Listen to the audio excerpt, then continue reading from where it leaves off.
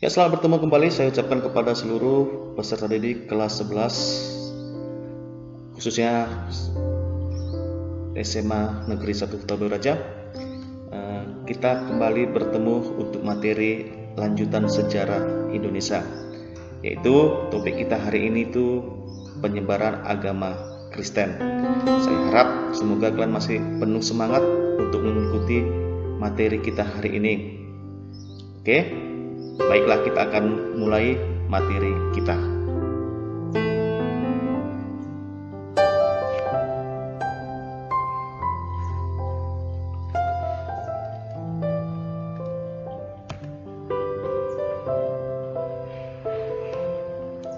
Ya, adapun tujuan pembelajaran kita hari ini, setelah mengikuti kegiatan pembelajaran ini, peserta didik mampu yang pertama itu menganalisis perkembangan agama Kristen di berbagai daerah di Indonesia. Yang kedua, menganalisis mengapa agama Kristen di Indonesia bagian timur berkembang pesat. Dan yang ketiga, menganalisis proses masuknya agama Kristen di Indonesia. Jadi, inilah tujuan pembelajaran kita hari ini. Oke. Adapun materi pembelajaran kita, yang pertama itulah proses masuknya agama Kristen di Indonesia. Kemudian yang kedua, perkembangan agama Kristen di berbagai daerah di Indonesia. Yang ketiga, mengapa agama Kristen di Indonesia bagian timur berkembang pesat. Oke, inilah tujuan dan materi pembelajaran kita hari ini.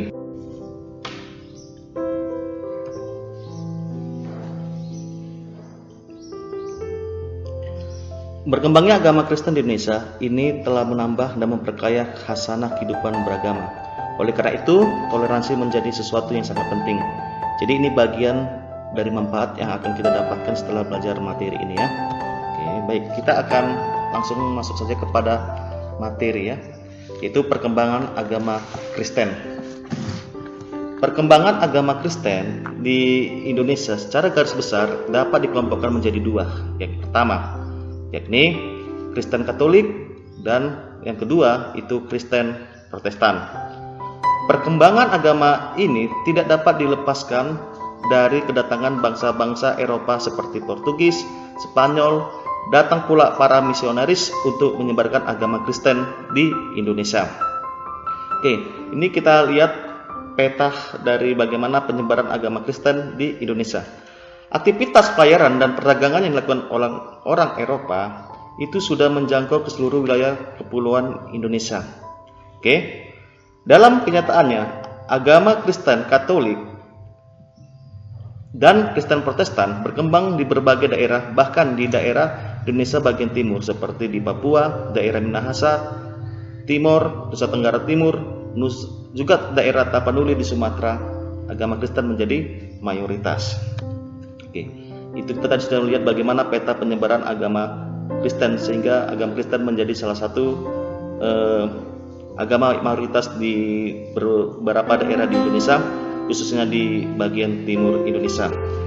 Oke. Harus diakui bahwa kedatangan bangsa Eropa ke Indonesia telah membuka jalan bagi perkembangan agama Kristen di Indonesia. Orang-orang Portugis ini nanti menyebarkan agama Kristen Katolik yang selanjutnya disebut sebagai Katolik. Orang-orang Belanda membawa agama Kristen Protestan selanjutnya itu disebut sebagai Kristen. Nah, ini. Jadi penyebar agama Katolik itu bangsa Portugis, sementara Kristen atau sebelumnya disebut Kristen Protestan itu adalah orang Belanda. Oke. Telah diterangkan dalam uraian sebelumnya bahwa pada abad ke-16 telah terjadi penjelajahan samudra untuk menemukan dunia baru yang disebut The Age of Discovery ya. Nah, jadi kegiatan penjelajahan samudra untuk menemukan dunia baru itu dipelopori oleh penjajah samudra untuk menemukan dunia baru itu dipelopori oleh orang-orang Portugis dan Spanyol dengan semboyan. Ini apa itu semboyannya? Lihat. Itu God, Glory, dan Gospel. Nah, pertemuan sebelumnya kita sudah mempelajari itu apa God, Glory, dan Gospel. Salah satu misi mereka dalam menyebarkan agama Kristen adalah Gospel ya. Nah, di sini. Oke. Dengan motivasi dan semboyan itu, maka penyebaran agama Katolik, yang dibawa oleh Portugis tidak dapat terlepas dari kepentingan ekonomi dan politik. Minimal secara politik, kegiatan para misionaris dalam menyebarkan agama Kristen menjadi lebih lancar. Oke. Setelah menguasai Malaka tahun 1511, Portugis kemudian meluaskan wilayahnya ke Kepulauan Maluku dengan maksud memburu rempah-rempah. Oke. Pada tahun 1512, pertama kali kapal Portugis mendarat di itu, atau disebut juga di Pulau Ambon atau Kepulauan Maluku. Pada waktu itu perdagangan Kepulauan Maluku sudah ramai melalui kegiatan perdagangan ini. Pula Islam sudah berkembang di Maluku. Kemudian datang Portugis untuk menyebarkan agama Katolik. Jadi berkembanglah agama Katolik di berbagai daerah Kepulauan Maluku. Para penyiar agama Katolik diawali oleh pastor. Dalam bahasa Portugis, pedre yang berarti iman. Ya, oke, kita lihat siapa itu pastor pertama penyebar agama Katolik di Maluku, yaitu adalah ini. Lihat gambarnya. Siapa namanya ini kira-kira? Siapa yang tahu? Mungkin kalian sebagian sudah ada tahu, yaitu Franciscus Xaverius. Jadi Franciscus Xaverius ini dari Ordo Yesuit. Ia aktif mengunjungi desa-desa di sepanjang pantai Timor, Kepulauan Leace, Pulau Ternate, Halmahera Utara, dan Kepulauan Moratai. Usaha penyebaran agama Katolik ini kemudian dilanjutkan oleh pastor-pastor yang lain. Kemudian di Nusa Tenggara Timur seperti Flores, Solor, dan Timor agama Katolik berkembang tidak terputus sampai sekarang. Oke.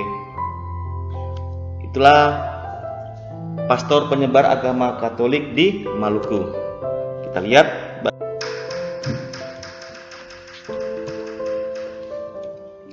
Berikutnya juga berkembang agama Kristen di Kepulauan Maluku, terutama setelah POC menguasai Ambon.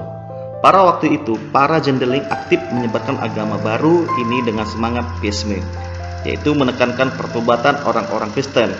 Penyebaran agama Kristen ini juga semakin intensif saat Raffles berkuasa. Agama Katolik dan Kristen berkembang pesat di Indonesia bagian timur. Selain Katolik, Kristen juga sudah berkembang di Indonesia bagian timur, khususnya di Maluku pada masa itu.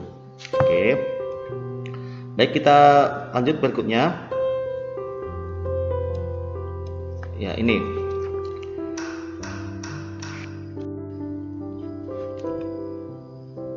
Agama Katolik juga berkembang di Minahasa setelah Portugis hingga di tempat itu pada abad ke-16. Penyebar agama Katolik di daerah Minahasa dipimpin oleh Pastor Diogo de Magalhães dan Pedro de Mascarenhas. Jadi inilah si Ferdinand Magalhães ya.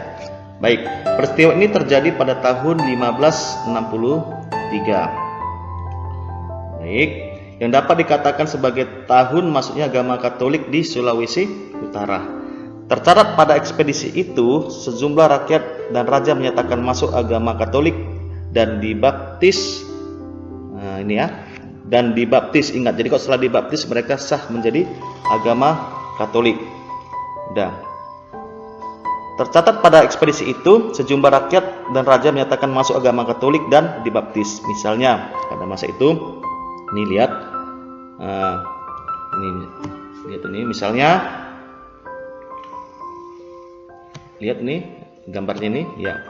Ini siapa nih, gambar siapa? Yaitu gambar Raja Bobento. Ini Raja Bobento bersama 1.500 rakyatnya telah dibaptis oleh Magalhães. Agama Kristen juga berkembang di tanah Minahasa. Jadi barengan agama Katolik dan Kristen itu berkembang di Minahasa. Kita lanjut berikutnya, yaitu tentang perkembangan agama Kristen di daerah Indonesia khususnya ya. Agama Katolik dan Kristen berkembang di daerah-daerah Papua, wilayah timur Kepulauan Indonesia, pada umumnya Sulawesi Utara dan Tanah Batak. Nah, ini. Jadi selain di Sulawesi Utara dan Tanah Batak atau di Sumatera, singkatnya agama Katolik dan Kristen dapat berkembang di berbagai tempat di Indonesia, termasuk di Batavia. Bahkan di Jawa ada sebutan Kristen Jawa.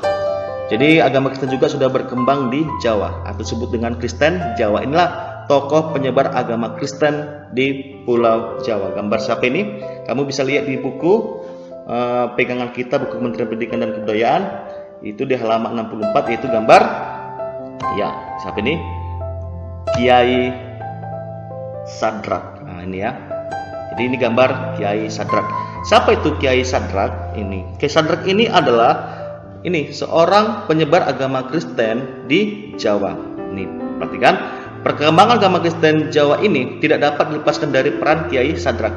Dalam petualangannya mencari keyakinan agama, akhirnya dia memeluk agama Kristen setelah dibaptis tahun 1867. Dia kemudian mengembangkan Kristen Protestan dalam kandungan budaya Jawa. Jadi inilah penyebaran agama Kristen di Pulau Jawa, dipimpin oleh siapa?